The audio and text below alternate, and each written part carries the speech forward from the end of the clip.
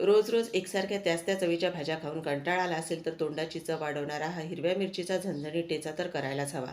सर्वात आधी मूठभर हिरव्या मिरच्या तव्यावर भाजण्यासाठी घातल्या आणि सोबतच चमचाभर यावर तेलही घालून घ्यायचं. आता भरपूर असा लसूण ठेच्यासाठी आपल्याला वापरायचा आहे आणि एक लहानसा आल्याचा तुकडा तोही सोबत घातलेला आहे. आता हे हलकंसं भाजत आलं की मूठभर शेंगदाणे घ्यायचे आणि ते सुद्धा आपल्याला भाजायचे आहेत.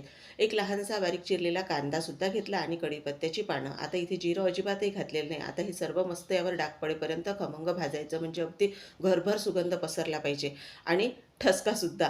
आता यामध्येच मूठभर अशी कोथिंबीर आपल्याला हाताने तोडून घालायची आहे आणि सर्व हे मस्त भाजून घ्यायचं आहे. आता हे पूर्ण छान भाजून झालं की आपल्याला थंड करून घ्यायचं आणि नंतर मग आपण हे खलबत्त्यामध्ये मस्त ओबडधोबड असं बारीक करणार आहोत. ठेचा कधी मिक्सरमध्ये न करता असा खलबत्त्यामध्ये करायचा आणि मग बघा चव कशी येते ठेच्याला. आता सर्व आपण जे साहित्य भाजलं ते घातल्यानंतर यामध्ये मीठ घालून घ्यायचं आणि मस्त ठेचा आपल्याला हा असा जाडसर कुटून घ्यायचा आहे.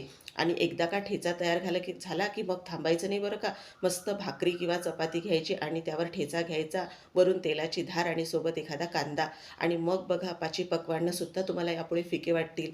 तर तुम्हीसुद्धा नक्कीच हा झणझणीत हिरव्या मिरचीचा ठेचा करून बघा. रेसिपी आवडली असेल तर एक लाईक करून चॅनललाही सबस्क्राईब करायला विसरू नका.